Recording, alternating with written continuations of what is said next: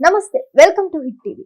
ఈ రోజు మనతో పాటు ఉన్నారు ప్రముఖ ఆస్ట్రాలజిస్ట్ మరియు లైఫ్ కోచ్ రఘుప్రియ గారు. వారితో మాట్లాడి మరిన్ని విషయాలు తెలుసుకుందాం.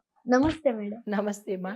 మేడం, ఇప్పుడు రాఖీ పౌర్ణమి వస్తుంది కదా, అసలు రాఖీ పౌర్ణమి ఎలా చేసుకోవాలి, అసలు ఏం పూజ చేయాలి ఆ రోజు?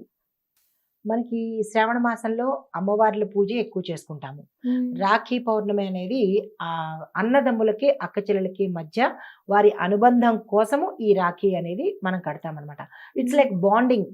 మన అన్నగారు అంటే ఆడపిల్లకు ఎవరో ఒకళ్ళు వాళ్ళ యొక్క దశని బట్టి తండ్రి, తర్వాత అన్నదమ్ముడు, తర్వాత భర్త, తర్వాత కొడుకు ఎవరో ఒకళ్ళు కాస్తూ ఉంటారనమాట. అయితే ఈ అన్నదమ్ముడు బాధ్యత ఏంటంటే ఈ అక్క కానీ చెల్లి కానీ వాళ్ళ యొక్క జీవితాంతము రక్షణగా ఉంటాను అని ఒక ప్రామిస్ లాంటిది, ఒక ఒట్టు లాంటిది. దాన్ని మనం పర్వంగా అంటే ఒక పండుగలాగా జరుపుకుంటాం అనమాట. యాక్చువల్గా అయితే ఇది ఉత్తరాది నుంచి వచ్చిందే తప్ప మనకైతే ఇది లేదు. దక్షిణాదిన ఈ రాఖీ పండుగ అనేది లేదు, అక్కడి నుంచి మనం తెచ్చుకున్నాం కాబట్టి. అయితే విధి విధానము అంటే ఏంటంటే ఆ రోజు అన్నదమ్ములు ఇద్దరు అంటే అక్క తమ్ముడు లేదా అన్న చెల్లెలు తెల్లవారుజామున లేచి స్నానం చేసి ఆ అన్నగారికి రాఖీని చేస్తారు. కొత్త బట్టలు కొని కూర్చోపెట్టి బొట్టు పెట్టి, అతనికి ఏమి పాసిబుల్ అవి ఏమి రాయరు కానీ బొట్టు పెట్టి ఈ రాఖీ కడతారనమాట.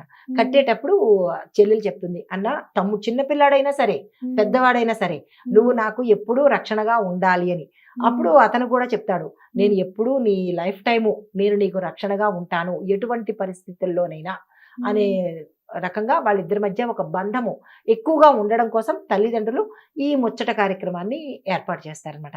స్వీట్స్ పెడతారు, ఒకళ్ళొకళ్ళు స్వీట్ తినిపించుకుంటారు. అంటే ఇది సరదాగా జరుపుకునేదే తప్ప పెద్దగా ఇది ఆచారంగా అనేది ఏమీ అక్కర్లేదు, మనం పాటించాల్సిన పని కూడా లేదు. సరదాగా కానీ ఒక సిల్లీ థింగ్స్ చెప్తాను. ఎలా అంటే కాలేజీ టైం, ఈ టైంలో ఎవరు కాలేజీకి వెళ్ళరు, మగపిల్లలు ఎవరు వెళ్ళరు. ఎందుకు అంటే ఈ రాఖీలు పట్టుకుని ఆడపిల్లలు వెడతారన్న భయంతో ఎవరి పడితే వాళ్ళకి అన్నాన్ని కట్టేది అది బంధం కింద రాదు, ఏదో సరదాగా అయిపోయింది అని ఇప్పుడు రెచ్చిపోతారు ఈ మాట వింటే.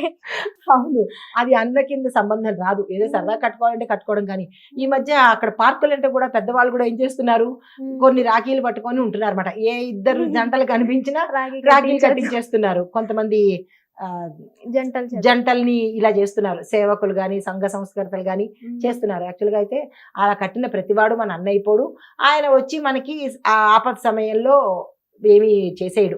ఇది ఒక సరదా వేడుక అంతే తప్ప దీనికంటూ ప్రత్యేకమైన ఇదేమి నియమ నిబంధనలు అయితే ఏమీ లేదు. సరదా పండుగ ఎలా చేసుకున్నా సరదాగానే ఉంటుంది. అది అంటే రాఖీ కడితే ఖచ్చితంగా చెల్లికి గిఫ్ట్ ఇవ్వాల్సిందేనా, డబ్బులు ఇవ్వాల్సిందేనా అంటారు, నిజమేనా? ఇవ్వాలి. అంటే ఏది ఉచితంగా తీసుకోకూడదురా, అదొక్కటి లైఫ్ లో మనం గుర్తుపెట్టుకోవాలి. రుణపడిపోతారు. ఇప్పుడు నేను నీకు ఇస్తూ ఉంటాను, నువ్వు ఏమి ఇవ్వవు, ఎంతసేపు తీసుకుంటూనే ఉంటావు, దానివల్ల ఏమవుతుంది, రుణపడిపోవడం అయిపోతుంది. కాబట్టి మనకి ఏదైనా ఇస్తున్నారు అన్నప్పుడు తిరిగి మనం ఇంకో రూపంలో ఏదోటి ఇవ్వాలి. ఇప్పుడు చెల్లెలు అక్కో స్వీట్ పెట్టి ఇస్తున్నప్పుడు ఈ పిల్లలు ఏం చేస్తారు, చిన్న పిల్లలు అయితే చాక్లెట్ ఇస్తారు. అది కొంచెం జాబ్ చేస్తున్న వాళ్ళైతే అంటే ఒక రకమైన ఎఫెక్షన్ తో ఒక 500 100 అతని స్తోమతను బట్టి దాచుకుంటారు. ఒక చిన్న ఆనందం, అది వేడుక అంతే. ఇవ్వడం అయితే ఇవ్వాలి, ఏదైనా ఇవ్వచ్చు వాళ్ళ స్తోమతను బట్టి. ఏదైనా ఖచ్చితంగా ఇవ్వాలి అంటే డిమాండ్ బట్టి. ఈ ఆడపిల్లలు కూడా నాకు 2000 ఇవ్వాలి 5000 ఇవ్వాలి అని పరుసులు లాక్కుని అందులోంచి తీసేసి పెళ్ళైన అన్నదమ్ములు ఉంటారు కదా, ఈ పెళ్ళైన ఆడపిల్లలు ప్రత్యేకంగా ఎంత దూరమైనా సరే రాఖీ పట్టుకొని వెళ్ళి ఒక 10 రూపాయలు రాఖీతోని 5000 6000 గుంజేస్తూ ఉంటారు.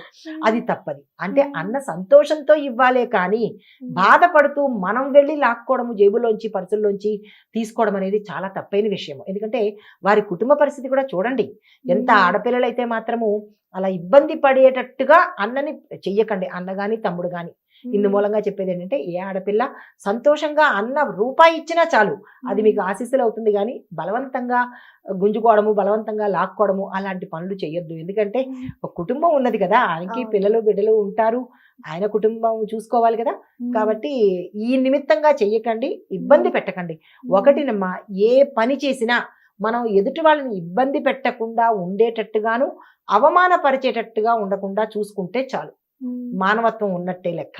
ఇప్పుడు మీరు కాలేజీలో ఇలా కట్టేయడం వల్ల వాళ్ళ ఆ. అన్న అయిపోరు తమ్ముడు అయిపోరు అన్నారు కదా. అవును. మనకి పుట్టిన మన తర్వాత గాని మన ముందు గాని పుట్టిన వాళ్ళకే కట్టుకోవాలా, లేకపోతే పెద్దనాన్న కొడుకు అని ఇట్లా చిన్నాన్న కొడుకు అని వాళ్ళకైనా కట్టచ్చా? కట్టచ్చు, వాళ్ళకైనా కట్టచ్చు. మన కుటుంబీకుల్లోనే ఇప్పుడు మనకి అన్నదమ్ములు లేరు, మన కజిన్స్ అంటారు, వాళ్ళని కజిన్స్ అంటారు కదా, వాళ్ళకైనా మనం కట్టుకోవచ్చు. వాళ్ళు అన్న వరసే అవుతారు కదా, అన్న వరసే అవుతారు కాబట్టి వాళ్ళకైనా మనం కట్టుకోవచ్చు. అయితే మన కుటుంబం దాటి బయట ఎవరైనా సరే, ఇరుగు పొరుగు కానీ, ఫ్రెండ్స్ కానీ, అంటే మన అన్నయ్య ఫ్రెండ్స్ కానీ, లేదంటే మన నాన్నగారి తాలూకా ఫ్రెండ్ పిల్లలు కానీ, ఇలా మన కుటుంబం కాని వాళ్ళ పురుషులకి కానీ మగపిల్లలకి కానీ ఊరికే కట్టడం అనే సరదా కొద్దీ లేరు అని కట్టడమే తప్ప అది అన్నయ్య అయిపోడు, ఆయన వచ్చి ఈవిడ కష్టాల్లో పాలు పంచుకోడు. కాబట్టి అది ఊరికే సరదా వేడుక అంతే. మన సొంత అన్నదమ్ములకి అక్క చెల్లెలకి అయితే మాత్రము ఇది ఒక బాంధవ్యానికి బాండింగ్ అనేది ప్రతీక. ఇప్పుడు జనరేషన్ మారిపోయింది మేడం. వీళ్ళు రాఖీ పట్టుకొని తిరిగితే వాళ్ళు తాళి పట్టుకొని తిరుగు. వెరీ గుడ్, మంచి, చాలా బాగా చేస్తున్నారు, బాగా చాలా బాగా చేస్తున్నారు, చాలా మంచి పని చేస్తున్నారు. అలాగైతేనే కాస్త కంట్రోల్ అవుతారు ఈ ఆడపిల్లలు. నిజమే అది. అది సరదాగా పెట్టింది అయినప్పటికీ కూడా అది వాళ్ళ అన్నాలు అయిపోరు, వీళ్ళు తాళి కట్టేసినంత మాత్రాన్ని వీళ్ళు పెళ్ళాలు అయిపోరు. కానీ అది అంటే కంట్రోల్లో ఉండండి అని చెప్పడానికి అంతే. కంట్రోల్లో Lovers కూడా బాగా ఇప్పుడే కంట్రోల్లో పెట్టుకుంటారు. మీరు రాఖీ వచ్చి చెప్పిన మాట వింటావా, రాఖీ కట్టేనా? అవును, నువ్వు నాకు ఆ గిఫ్ట్ ఇస్తావా లేదా రాఖీ కట్టేనా? పాపం ఇలా మగపిల్లల్ని బెదిరిస్తూ ఉంటారు ఆడపిల్లలు. వాళ్ళు మంచి పని చేస్తున్నారు, తాళ్ళు పట్టుకొని తిరుగుతున్నారు. అది నువ్వు చెప్పినట్టు అది బాగానే ఉంది. రాఖీ కట్టు, తాళి కట్టు, చాలా బాగుంది. కానీ ఇది వేలంవేరి కాకుండా సరదాగా ఉన్నంత వరకు ఏ పండగైనా ఆనందంగానే ఉంటుంది. ధన్యవాదాలు మేడం. నమస్తే.